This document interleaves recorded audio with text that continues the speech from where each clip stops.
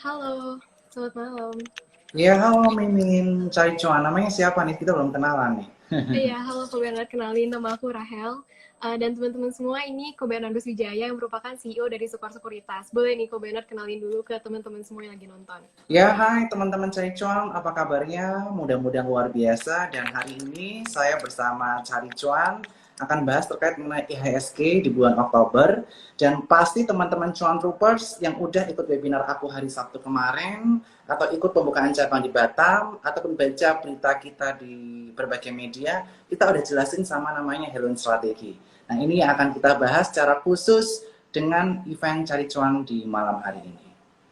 Iya, oke. Kita mulai kali ya, live-nya kali ini. Nah, pertanyaan pertama nih Ko Bernard. Beberapa hari terakhir ini kan IHSG udah mulai menunjukkan penguatan ya. Ini boleh minta view dari Ko Bernard nggak mengenai IHSG belakangan ini?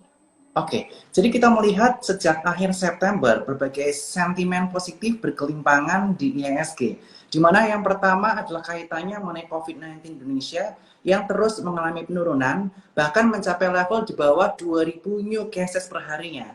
Ini menandakan bahwa pemerintah telah sukses untuk mengurangi COVID-19 Indonesia, sehingga dampaknya apa? Dampaknya PPKM diperlonggar, kita udah mulai bisa beraktivitas, masuk mall, masuk kantor, jalan-jalan udah mulai macet, yang menandakan atau mengindikasikan bahwa perekonomian akan semakin pulih. Dan oleh karenanya, kita berekspektasi perekonomian Indonesia akan segera pulih ke level sebelum pre-COVID, dan investor asing pun optimis, terutama akibat penanganan COVID-19 yang luar biasa Indonesia dan perekonomian yang udah membaik di Indonesia. Itu faktor yang pertama kaitannya mengenai COVID. Dan faktor kedua yang kaitannya mengenai komoditi super cycle, di mana kita melihat bahwa di China, di Eropa, di belahan dunia tersebut terjadi namanya krisis energi. Mengapa? Karena ekonomi di sana udah mulai pulih, udah mulai start lagi setelah COVID-19 melanda, bahkan udah menuju pre-COVID level. Akan tetapi, komoditas-komoditas yang menyuplai energi di negara tersebut belum ready sepenuhnya, belum balik ke sebelum pre-COVID level. Sehingga apa? Dampaknya supply-nya terbatas, demand-nya naik signifikan. Tidak heran, sebagai sumber energi, terutama sumber listrik, batu bara harganya meningkat cukup signifikan di atas 230 USD per tonnya. Kemudian yang kedua, Indonesia juga merupakan negara penyedia CPO. CPO juga udah bertahan di atas 4.500 Malaysian ringgit per tonnya. Dan ingat teman-teman, 11 November nanti ada Hari Raya India, yaitu Diwali, yang menyebabkan demand dari CPO juga akan meningkat. Dan yang ketiga adalah berita kaitannya Cristiano Ronaldo, di mana Cristiano Ronaldo di Inggris sana, dia nyetir mobil, mobilnya mewah, tapi nggak bisa ngisi bensin. Nah, oleh karena itu, emiten-emiten yang kaitannya dengan energi ini terus mengalami kenaikan signifikan. Dan jangan lupa, Indonesia merupakan negara yang proxy to commodity. Selain pertanian, di luar Jawa, perekonomian ditunjang oleh komoditi dan pekerjaan orang-orang related sama komoditi. Jika komoditinya boom, pengusaha juga cuan, masyarakatnya juga bangkit secara ekonomi. Daya belinya meningkat. Sehingga kita bisa melihat nanti emiten-emiten kaitannya mengenai komoditas akan meningkat performanya di kuartal 3, terutama karena kenaikan harga komoditas, dan tentunya karena ada peningkatan demand dari luar negeri. Dan yang kedua, karena banyak masyarakat yang terimbas positif akibat PPKM diperlonggar dan komoditas harganya naik, mereka daya belinya meningkat, bisa melakukan expense, ekonomi kembali pulih, kembali ada inflasi, dan ekonomi mudah-mudahan bisa pulih ke sebelum level pre-COVID. Itu, Oke, Rahel. ya, semoga berarti bisa balik lagi ke sebelum COVID ya. Nah, berarti kalau sekarang ini, Yes. tahun ini komoditinya super cycle ya? Yes, karena kita melihat ya, yang pertama coal. Coal ini harganya tertinggi sejak tahun 2008. Oh, Dan selama 2018 jauh banget. Tapi harga sahamnya ke harga 2018 pun belum nyampe. Walaupun kita targetnya nggak sejauh itu. Karena saat ini constraint-nya terkait dengan ESG. Sehingga PTBA di Sekuritas kita targetkan di harga 3.200 dan United Tractor kita targetkan di angka 30.000. Nah, kemudian saham-saham CPO gimana? Saham-saham CPO kita juga cukup optimis. Karena ketika coal mengalami peningkatan, kemudian demand CPO sebagai pengganti atau energi alternatif juga meningkat, harganya naik, perusahaan-perusahaan CPO juga akan mendapatkan keuntungan. Dan kita LSIP cukup bullish dengan target di angka 1.800 untuk LSIP, sehingga upside-nya masih cukup signifikan. Dan juga jangan lupa emiten-emiten kaitannya oil, yaitu ada Elsa yang Medco, yang menurut saya juga cukup layak untuk kita simak, Rahel. Nah, teman-teman tadi boleh dicatat kali ya bocoran-bocoran emiten-emitennya.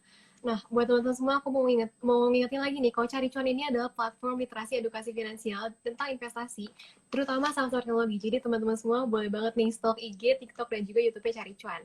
Nah, buat teman-teman semua, jangan lupa kalau hari ini tuh ada giveaway OVO 100.000 buat 5 orang.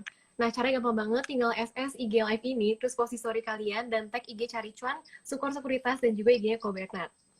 Ada di pin message ya. Oke, nah lanjut lagi nih Ko Bernard. Menurut Ko Bernard sendiri, apakah IHSG ini udah masuk ke fase bullish-nya lagi atau belum nih? Oke, jadi IHSG kita lihat ya trennya ya, di mana ada pola yang cantik banget ketika dia break di kisaran area 6.240. Di angka 6.240 ketika breakout, ada pola yang cantik yang membentuk semacam cup and handle. Buat teman-teman cuan troopers pasti udah paham nih pola-pola chart pattern yang sering saya pakai. Cup and handle ini luar biasa banget di angka 6240 hari Kamis yang lalu dia mengalami breakout, Jumatnya mengalami penurunan, tetapi masih ketahan di area 6240 ini. Sehingga membentuk candle perlawanan di bawah, sehingga hari ini mengalami kenaikan cukup signifikan, bahkan nge-break resisten atasnya lagi di kisaran area 6300. Dan melihat hal ini, kita bisa waspada area-area resisten yang akan menghantui IHSG ada di area 6380, 6450, dan 6480. Tetapi tenang saja karena Sukor memprediksikan tahun ini IHSG bisa berakhir di area 6600 sampai 6800 akibat COVID-19 yang mereda, ketambahan lagi komoditi super boom. Sehingga saya percaya tahun ini strategi Halloween yang saya sudah sharingkan ke teman-teman cuan troopers dan juga teman-teman cari cuan di sini potentially efektif. Nah, pengen tahu strategi Halloween itu seperti apa? Jangan lupa buka rekening Sekuritas juga ya Rahel ya. Iya. Di link bio saya. Nanti Halloween strategi ini juga bakal dibahas ya, Ir. Jadi buat teman-teman semua jangan sampai keluar di tengah-tengah ya, karena rugi banget. Nah, kalau menurut Kobena sendiri, apakah IHSG masih berpotensi nggak sih untuk break dari area 6.700? Soalnya kan kita udah tahu nih, area 6.700 ini areanya gagal di break IHSG semenjak lama. Apakah mungkin tahun ini bisa break 6.700? Nah, terkait mengenai hal itu, kita tidak hanya bisa melihat kaitannya mengenai sentimen domestik. Ada beberapa sentimen luar negeri yang perlu kita perhatikan, yang mungkin bisa menghambat pergerakan IHSG untuk menuju area all-time high-nya. Ya, ini yang pertama kaitannya terkait mengenai tapering. Walaupun tapering, terutama kaitannya kenaikan suku bunga di Amerika Serikat sana, dampaknya tidak akan signifikan ketika tapering di tahun 2013. Karena di tahun 2013 saya sudah sampaikan berkali-kali kepemilikan Indonesia atau kepemilikan asing di IHSG itu masih mencapai 65% sampai 70%. Sekarang hanya di kisaran 40%. Turun drastis secara 100%, turunnya di kisaran area 25%. Kalau dari 65% kepemilikan asing, turunnya kisaran 30-40%. Nah, oleh karena itu, saya cukup optimis IHSG bisa ke 66 sampai 68, tetapi saya belum confident enough sampai dia bisa break. Ini semua bergantung dari kaitannya mengenai tapering, akankah dilaksanakan cepat atau tidak. Tetapi dengan adanya commodity boom ini, saya rasa ini udah menjadi indikator yang positif bahwa Indonesia IHSG-nya bisa comeback dan nggak akan ketinggian sama negara-negara lain yang terus all time high, walaupun mungkin kita masih akan menguji area resisten yang cukup kuat, yang masih akan sulit ditembus, yang perlu diuji berkali-kali menurut saya ke depannya, yaitu di kisaran area 6.500. Dan juga perhatikan nanti riset kaitannya Q3, kaitannya mengenai emiten maupun GDP, karena potensinya akan sedikit menurun dikarenakan adanya PPKM darurat, lebih dari sebulan kita nggak bisa kemana-mana, mau tutup, itu bisa mengakibatkan performa emiten GDP juga tidak sesuai ekspektasi. Nah, ini malah jadi potensi kita untuk koleksi ketika nanti ada bad news. Seperti itu. Dan area support yang boleh diperhatikan, yang pertama adalah area 6.300, yang kedua adalah 6.230. Area-area ini cantik sekali jika kita bisa lakukan koleksi. Seperti itu. Oke, tapi berarti kemungkinan terjadinya tapering dan juga window dressing ini, apakah kenaikan IHSG-nya bakal jadi terbatas atau gimana ya? Kalau dari sisi kenaikannya sendiri, saya masih cukup optimis 6.600 sampai 6.800 akan achieve. Terutama banyak saham-saham penggerak indeks, terutama kaitannya mengenai perbankan, dan juga kaitannya mengenai otomotif, masih ketinggalan atau koreksi cukup dalam year to date. Ini bisa menjadi peluang buat kita untuk melirik saham-saham yang ketinggalan, tetapi dia menjadi penggerak indeks. Tapi jangan lupa, earnings-nya membaik dibanding tahun sebelumnya. Kalau earnings-nya malah memburuk, ya investor nggak cari yang earnings-nya memburuk. Pasti Iya. teman-teman tahu itu saham apa. Tetapi kalau earnings-nya ada peningkatan dari tahun lalu, it will be very nice. Seperti itu. Nah kan kalau beberapa akhir-akhir ini kan kita udah tahu nih kalau sektor coal, properti sama konstruksi itu udah mulai manggung lagi ya. Nah kalau misalkan dengan kondisi IHSG yang sekarang ini udah mulai menguat, sektor apa aja sih yang perlu kita lirik lagi selain selain yang tadi coal, properti dan konstruksi? Tadi Rahel menyebutkan coal, properti, dan konstruksi ya. Ada 3 tadi ya. Ya. Yang pertama kita bahas dulu dari sektor energi. Energi dan komoditas. Untuk energi dan komoditas, kita bisa perhatikan oil. Oil ini bertahan di area 75 USD per barelnya. Dan dengan adanya krisis energi, orang-orang udah mulai bertransportasi, naik mobil, kemudian terbang, dan lain sebagainya. Yang kaitannya mengenai oil and gas ini bisa menarik perhatian. Salah satunya adalah Elsa dan juga Medco. Dan untuk Elsa ini polanya udah cukup cantik ya. Saya udah bilang berkali-kali polanya cantik ketika dia breakout 294. Ada pola semacam inverted hand shoulders di situ. Dan area yang bisa kita lakukan untuk pembelian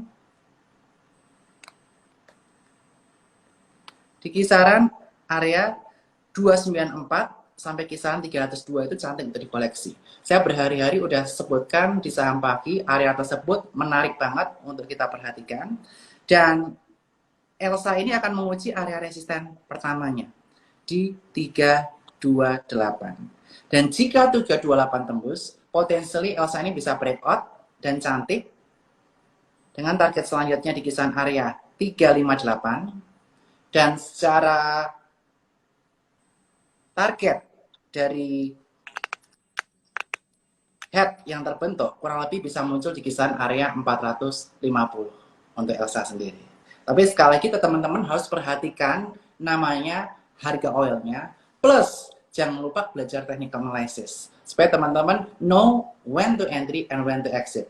Di training kemarin saya udah sampaikan kapan kita exit, ada berbagai strategi. Teman-teman pilih strategi mana yang cocok. Siswa yang ingin tahu slide-nya dan rekaman ulangnya, jangan lupa untuk jadi nasabah Sukor Sekuritas. Kemudian selanjutnya kaitannya mengenai CPO. Tadi saya oil paling dulu sama Elsa. Kalau CPO, saya paling suka sama namanya LSIP. Kenapa? LSIP ini performa laporan keuangannya paling mirroring dengan harga komoditas CPO. Dan bulan depan, saya sudah sampaikan, 11 November ada namanya Diwali atau Diwapali. Salah satu budaya India yang mana mereka itu membutuhkan CPO dalam bentuk banyak. Jadi ada lilin, ada airnya itu dari CPO. Kurang lebih seperti itu. Nah, teman-teman di sini bisa perhatikan, waktu itu saya udah call sejak lama terkait dengan LSIP, dan ketika break 1180 saya kembali call, dan ketika break 1250 saya kembali call. Dan area supportnya sekarang di 1250 dan dia sedang menguji area resistance di area 1340. Jika 1340 tertembus, potensialnya dia bisa melaju sampai area 1400 dan next setelah 1400 tertembus kisarannya 1470 dan nextnya bisa ke 1530. Potensialnya seperti itu. Walaupun Sekuritas secara fundamental menargetkan di kisaran area 1800. Dan kemudian emiten-emiten lain yang paling ketinggalan. Saya udah sebutin retail tadi pagi di acara saham pagi. Hari ini kita lihat MAPI dan RALS ngegas. Dan RALS ini candlenya cantik banget guys. Kalau teman-teman lihat, candlenya adalah inverted head and shoulders. Dan untuk emiten kaitannya dengan retail yang masuk ke index trade, akurasinya juga lumayan baik untuk kaitannya mengenai hal strategi. Dan untuk RALS sendiri akurasinya di kisaran 70-80%.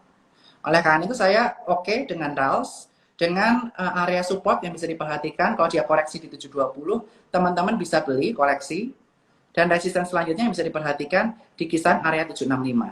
Dan jika 765 tertembus, potensially bisa ke 820, dan secara teknikal kurang lebih bisa mencapai kisaran area 845. ini emiten-emiten yang belum disebutkan, dan yang nanti emiten-emiten lain bisa disebutkan, jangan lupa join Troopers Group bareng Sukor Sekuritas.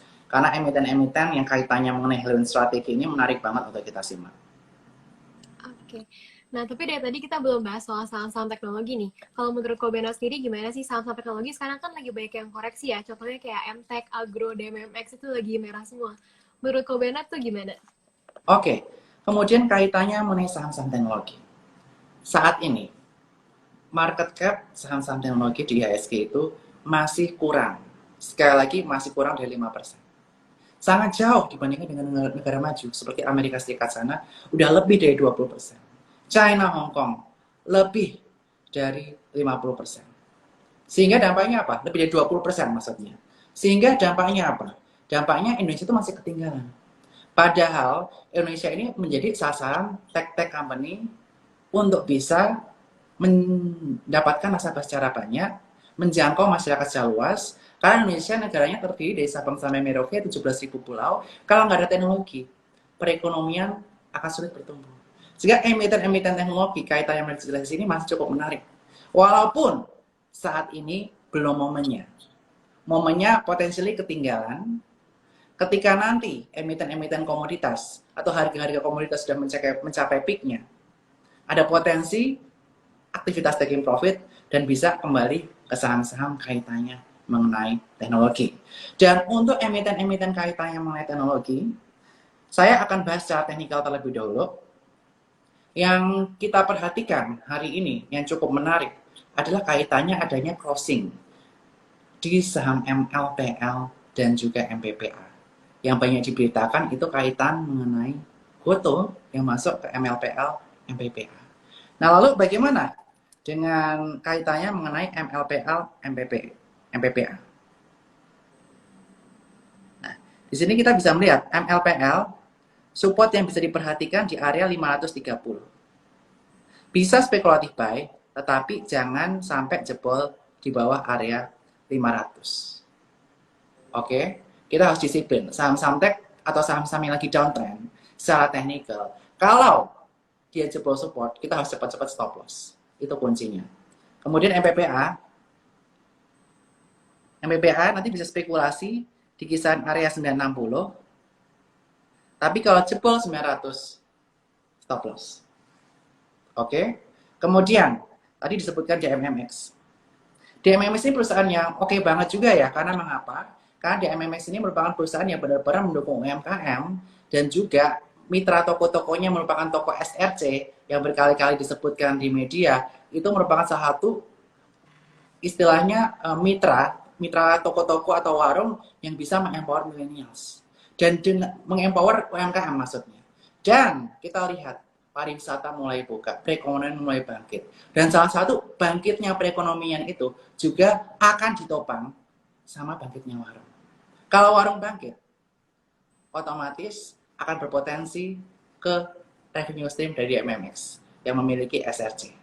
Nah, tetapi secara teknikal waktu itu dia sempat break pola double top di kisaran area 3000, sehingga itu teman-teman pasti banyak yang exit ya. Dan next area support yang bisa diperhatikan, kita bisa perhatikan area Bollinger Band di kisaran area 2460 sampai area support 2560. Di area tersebut 2460 sampai 2560 area cantik untuk kita lakukan pembelian, apalagi jika 2460 2560 ada big inflow dengan volume tinggi. Artinya apa? Artinya kalau ada big inflow dengan volume tinggi di area 2460 sampai 2560 ini akan bisa cantik pantulannya. Sehingga nextnya dia dipotensi akan menguji area 2800 dan nextnya 3200 seperti itu. Warungnya DMX bener nggak sih namanya SRC atau apa? Ini aku ada yang komen, SRC punya MSP kok. Mungkin boleh revisi nih, aku agak lupa-lupa juga nih warungnya DMMX. Waktu itu masuk ke OTG-nya support juga tuh, warungnya DMMX. Iya betul, SRC itu Sampurna punya. Oke, nah buat teman-teman semua, tadi kan udah dibahas nih soal saham teknologi. Buat teman-teman semua yang mau belajar lebih jauh tentang saham-saham teknologi, kalian harus banget follow TikTok, IG, dan juga YouTube-nya Cari Cuan. Nah, aku cuma mau ingetin lagi kalau hari ini ada giveaway OVO 100.000 buat 5 orang pemenang. Caranya gampang banget, tinggal SS Live ini, terus post di story kalian, dan tag Cari Cuan.official, Sukor Sekuritas, dan juga Bernard Wijaya, 17. Yes. Dan SRC ini betul bekerja sama dengan DMMX. Aku juga udah cek di Google. Jadi DMMX ini benar-benar empower dari warung-warung, termasuk salah satu yang paling besar SRC seperti itu. Oke. Oke. Oke, selanjutnya nih kalau misalkan strategi entry buat saham-saham new economy, terutama untuk seorang investor, investor itu gimana sih? Oke. Saat ini saham-saham new economy sedikit tertekan karena old economy sedang manggung gila-gilaan. Iya. Strateginya apa yang bisa kita lakukan? Kita beli porsinya jangan banyak-banyak dulu. Kita boleh spekulatif buy di area support. Tetapi porsinya jangan 100% langsung. Istilahnya kita coba-coba masuk dulu. Oke. Dan saya bisa bagi menjadi dua metode. Metode untuk investor yang percaya sama bisnis model perusahaannya dan untuk trader. Kalau investor, di tiap area support bisa cicil beli. Tapi kalau untuk trader, di tiap area support bisa cicil beli, belinya jangan banyak-banyak, bisa sampaikan, misalnya 25% dulu. Tiap jebol area stop loss yang telah teman-teman tentukan, langsung stop loss. Nanti kita tunggu support selanjutnya, masuk stop loss, masuk stop loss. Itu kalau trader. Kalau investor bisa beli cicil di area-area supportnya. Seperti itu strateginya. Dan sekali lagi, kalau teman-teman mau beli saham teknologi untuk investasi, teman-teman pertama harus percaya bisnis modelnya. Yang kedua, bisnis modelnya sesuai dengan gaya Indonesia. Gotong royong, warung, kemudian kaitannya mengenai economic empowerment masyarakat kecil. Itu jangan lupa. Karena yang ke arah sana, itu di value lebih mahal. Karena masyarakat Indonesia sebagian besar di daerah sana. Contohnya adalah Goto Bukalapak. Dia banyak di masyarakat kecil, di warung-warung. Dan juga seperti DMMX tadi. Kemudian kita juga bisa lihat emiten-emiten yang memiliki kekuatan dari sisi ekosistem. Nah, itu bisa menjadi perhatian teman-teman. Kayak tadi DMMX bekerja sama dengan ekosistem SRC, kemudian Bukalapak punya ekosistem, MLPL MPPA mau masuk ke ekosistemnya Goto, Arto ada ekosistem Goto, BBYP ada ekosistem Aku Laku, di belakangnya ada si Alibaba, terus BAPP yang mulai mantul hari ini. Dia punya grup RCTI, dan dikabarkan akan ada beberapa investasi strategis masuk, walaupun belum ada. Jadi gini, kita harus disiplin masuknya, teman-teman harus tahu mau sebagai trader atau investor, dan tentukan area keluarnya masing-masing. Karena secara risiko saham-saham teknologi masih cukup besar, tetapi high risk, high reward. Itu yang perlu diperhatikan oleh teman-teman dari Cari Cuan Official. Seperti itu. Nah, kalau saham-saham teknologi sendiri itu, kalau menurut Ko Bernard, itu masih awal permulaan di ISG kita atau udah mulai fase bubble? Kalau menurut saya, belum bubble. Sama sekali belum bubble. Market cap-nya masih di bawah 5%. Kemudian, yang kedua, masih ada potensi ke depannya ketika COVID udah mulai reda, kita mulai normal, tetap pakai teknologi, udah kebiasa. Iya. Jadi kita nggak akan lepas sama namanya teknologi sampai after COVID nanti. Akan tapi mungkin pergerakannya tidak akan seagresif ketika COVID berlangsung. Seperti itu. Berarti teknologi tuh ceritanya masih panjang banget ya, belum mulai cerita gedenya justru. Iya, masih panjang, apalagi Iya. nanti Goto mau IPO. Seperti kemarin Bukalapak mau IPO, disambut dengan kenaikan branded saham-saham teknologi. Potentially seperti teknik analisis, rumusnya apa? History repeat itself. Potensinya juga akan terjadi ketika Goto IPO. Potensinya nanti saham-saham teknologi akan kembali dilirik, seluruh mata memandang ke sana, sehingga saatnya lah saham-saham teknologi kembali manggung. Sekarang kasih kesempatan untuk saham-saham kaitannya mengenai coal, komoditas, energi, bank, properti, konstruksi manggung. Karena semua ada momennya. Nah, that's why saya selalu sampaikan kepada teman-teman cuan tubers. Apa penyampaian dari saya? Kita perlu namanya money management. Diversifikasi our portfolio is a must. Kalau saya pribadi, saya selalu bilang, kalau teman-teman dananya masih belum gitu banyak, 5 sektor cukup, Masing-masing jumlahnya sama 20%, 20%, 20%. Misal teman-teman punya satu saham teknologi, lain jangan teknologi semua. Ada perbankan, ada properti, dan lain sebagainya. Tapi kalau teman-teman trader, teman-teman bisa bagi 5, belinya kayak gimana? Belinya yang manggung misalnya 3, yang belum manggung 2. Kenapa? Karena potentially, kita bisa lihat history. Habis bank manggung, biasanya manggung apa? Yang biasa manggung properti. Habis itu konstruksi. Polanya ada. Teman-teman makanya jangan lupa jangan cukup sekuritas. Di situ nanti ada hal strategi. Urutan manggungnya di situ ada. Habis itu retail. Retail udah mulai manggung tuh. Sirals polanya udah cantik. Inverted and shoulders. Dan habis itu ketika saham-saham out ekonomi udah mulai jenuh, mulai koreksi, potensinya nanti saham-saham kaitannya ekonomi manggung lagi. Jadi teman-teman bersabar aja kalau teman-teman jadi seorang investor. Kalau trader ya disiplin. Jangan trading plan teman-teman seperti itu. Nah, kalau sekarang nih ngomongin soal teknologi, kan sekarang banyak banget ya bank digital. Kalau cara milih bank digital yang menarik itu gimana sih kok? Oke, cara milih bank digital yang menarik. Gimana caranya? Yang pertama, tentu saja pastikan yang udah punya ekosistem besar. Dan ekosistemnya itu cukup kuat. Dan dari sisi laporan keuangan udah mulai ke arah positif jika udah berlangsung lama bank digitalnya. Salah satunya yang menarik untuk emiten teknologi, jika saya suruh pilih, saat ini adalah Arto. Arto 14400, area MA 100, dan jika kita backtesting, sejak sekian lama, udah jauh banget, sejak kapan nih? Sejak Juli 2020, MA 100 nggak pernah ditembus sama namanya Arto. Ini menjadi salah satu yang menarik untuk kita perhatikan. Yang kedua, ekosistem kaitannya mengenai aku laku. Belakangnya ada Alibaba. Kita bisa lihat BBYB. BBYB gimana nih? Area support yang cukup kuat adalah di area kisaran 1320. Pernah ketembus tapi hanya ekor. Sehingga 1320 menjadi area yang cantik untuk kita mulai collect. Plus MA50 juga lama tidak tertembus sejak Juli 2021. Sehingga ini bisa dibilang sebagai support, area belinya 1320 sampai 1365. Resisten-resistennya bisa di area 1570,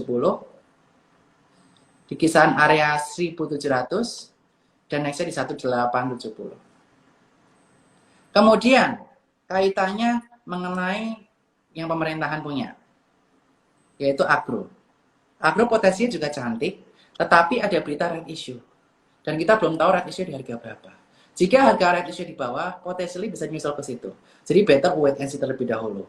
Apalagi kalau dia jebol di area 1950, dia akan membentuk pola semacam triple top. 1950, sehingga bisa jebol lebih jauh ke dalamnya. Dan kemudian, yang saat ini menarik, habis mantul dari area support, adalah BABP. BABP right issue-nya kemarin udah dilaksanakan, tapi belum ada berita resmi. Kaitannya dapat berapa? Dia istilahnya right issue-nya. Nah, dia menargetkan di angka 4 triliun. Dan berita strategic investor juga masih belum dikonfirmasi sana-sini. BABP ini menarik, risknya udah cukup tipis, tetapi jangan sampai closing tembus 260. Kalau closing 26, di bawah 260 bisa jebol jauh banget. That's why untuk saham-saham yang masih belum jelas ekosistemnya, disiplin stop loss is a must. Jangan sampai kita menjadi nyangkuters. Istilahnya stop loss itu merupakan bagian kita sebagai seorang trader untuk membatasi risiko kita. Seperti itu. Kalau sekarang better kita bisa fokus ke Halloween strategi. Mungkin kisaran 60-70%. Kalau mau ke saham teknologi, kisarannya ke sekitar 20-30% dulu. Mengapa begitu? Kita sesuaikan dengan portofolio di Amerika Serikat sana. Weighting saham teknologi masih 20-an%. Ya kita sesuaikan aja 20-30%. Di China, di Asia juga 20-30%. So, selain pentingnya stop loss, mengatur investment trading plan, teman-teman harus bisa diversifikasi portofolio dan kita lihat market cap negara tersebut itu kurang lebih portonya berapa persen di sektor apa, seperti itu. Oke, jadi buat teman-teman semua yang mau masuk ke saham teknologi ini better belajar dulu aja nih, karena Cari Cuan ini merupakan platform edukasi tentang literasi finansial dan juga investasi, terutama di saham-saham teknologi. Dan aku juga mau ingetin lagi, kalau hari ini ada giveaway OVO 100.000 buat 5 orang pemenang. Caranya tinggal SS IG Live ini, terus post di story, tag caricuan.official, Sukor Sekuritas, dan juga tag IG-nya Ko Bernard. Nah, tadi kan Ko Bernard sempat singgung Arto ya. Nah, Arto ini udah banyak banget yang bilang kemahalan. Nah, pendapat Ko Bernard sendiri gimana sih? Ada potensi ke harga berapa nih Arto? Nah, jadi begini, untuk bank digital di Korea Selatan sana, ketika diluncurkan, atau saat ini setelah diluncurkan, seperti KakaoBank. KakaoBank itu PBV-nya, price to book value memang di kisaran area 11-12. Cukup rendah dibandingkan Arto yang di kisaran area 20-an kali. Itu yang pertama menjadi catatan. Tetapi, kaitan mengenai bank digital itu baru di Indonesia. Kita belum tahu nanti valuasinya bisa berapa. Karena masyarakat Indonesia lebih banyak daripada masyarakat di Korea. Korea masyarakatnya hanya puluhan juta, kita 260 juta. Itu yang bisa menjadi catatan. Nah, sehingga valuasi sekarang wajar atau enggak? Kalau untuk dari lihat PBV bank-nya berapa saat terakhir, kita lihat kurang lebih year to date lah ya. Di area 20-an kali ini merupakan area yang masih cukup wajar. Tetapi sekali lagi waspada. Sekali lagi waspada jika ternyata dia secara teknikal breakdown MA100 atau membentuk pola double top dengan jebol di area kisaran 13.200. Waspada. Sebagai trader, investor, kalau tiba-tiba ada berita kurang baik atau ada kaitannya mengenai aksi outflow yang cukup besar, kita bisa lakukan exit, batasi risiko. Karena rumus memvaluasi bank digital, emiten-emiten teknologi itu belum ada baku di Indonesia, karena masih baru. Seperti itu. Oke, sekarang ini kan ngomongin soal bank digital ya. Bank Buku 4 sudah mulai membentuk bank digital nih, kayak Blue-nya BCA dan juga Living-nya Mandiri. Nah, itu bakalan membunuh bank-bank digital mini nggak sih? Kayak yang tadi udah dibahas. Oke. Yang pertama, mungkin saya bahas dulu terlebih dahulu. Karena mereka yang udah confirm merupakan entity berbeda dari BCA. Dan Blue ini juga didukung sekali sama shareholder atau manajemen BCA itu sendiri. Dan diasumsikan dia bisa menyaingi bank-bank digital yang ada seperti Arto maupun BBB. Nah, lalu bagaimana kaitannya dengan potensi Blue ini, apakah bisa mematikan segmen-segmen bank digital lainnya? Saya percaya bank-bank digital ini nanti akan ada segmennya masing-masing. Misal, seperti bank-bank Buku 4, BCA segmennya perkotaan yang lebih middle up. BRI segmennya yang lebih masyarakat di daerah-daerah di luar kota besar. Kemudian Bank Mandiri lebih banyak di segmen korporasi. BBNI banyak yang di small medium enterprise juga. Nah, nanti bank digital juga akan seperti itu. Tetapi yang paling penting, kita lihat pertama ekosistemnya yang menopang bank digital tersebut. Apakah ekosistemnya itu bisa hancur ketika Blue rilis?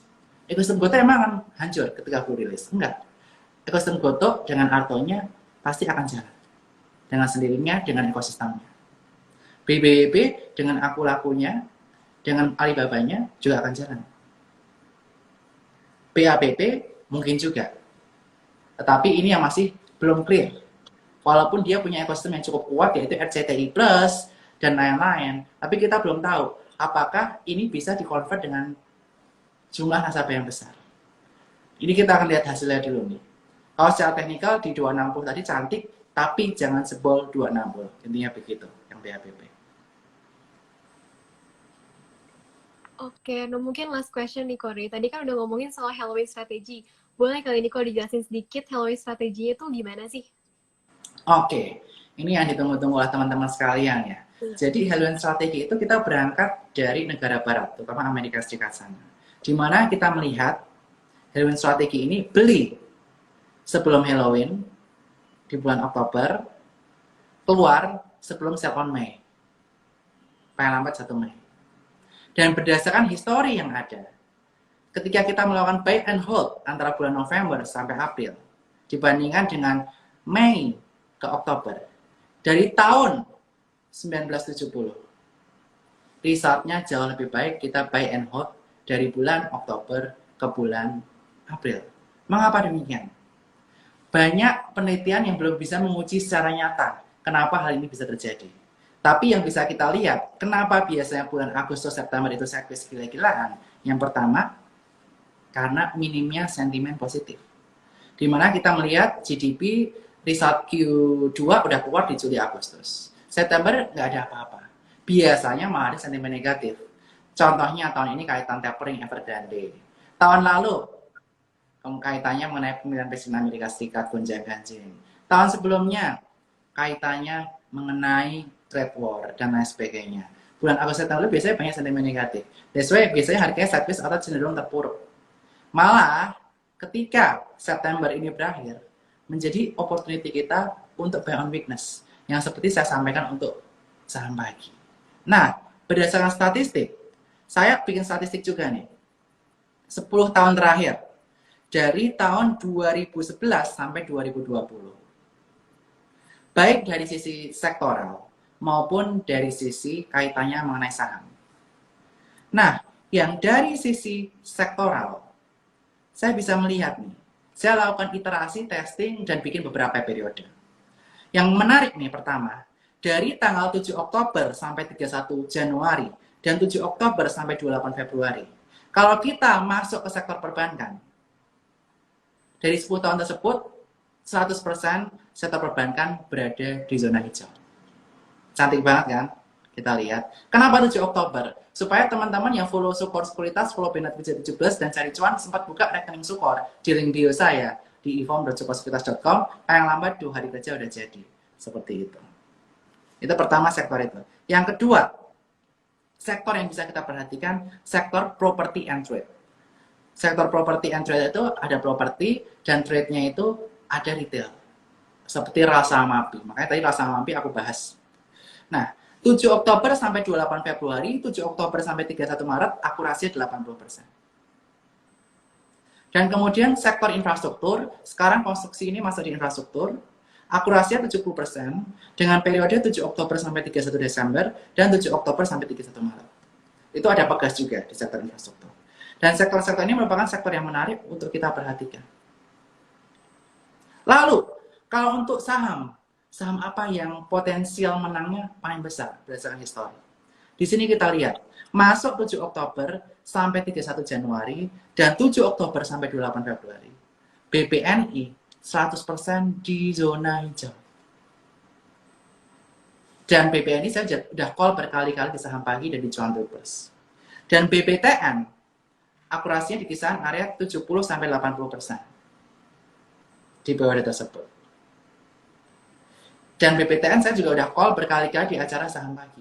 Kenapa? Karena valuasinya juga murah dibandingkan dengan bank lainnya.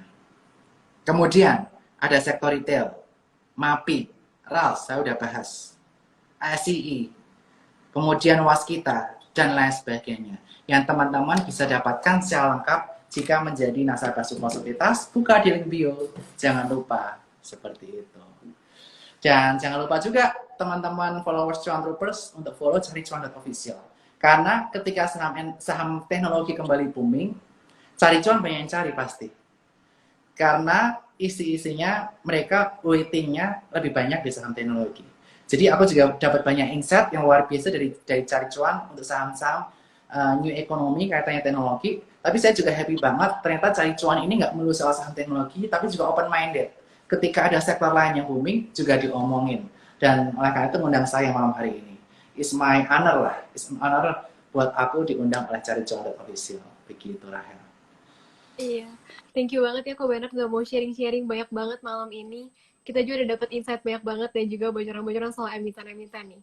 Oke, mungkin buat summary sedikit, aku mau summary sedikit nih soal live kita hari ini.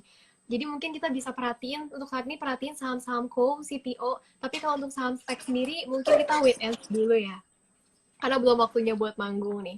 Oke, aku mau ingetin lagi buat teman-teman semua, jangan lupa untuk ikutan giveaway-nya, cuma tinggal screenshot IG Live ini aja, post ke story kalian, tag Cari Cuan.official, Sukor Sekuritas, dan juga IG-nya Ko Bernard. Oke, sekali lagi thank you so much Ko Bernard udah mau datang ke live kita hari ini dan udah sharing banyak banget. Oke, thank you Rahel. Terima kasih teman-teman cari cuan. Bye bye.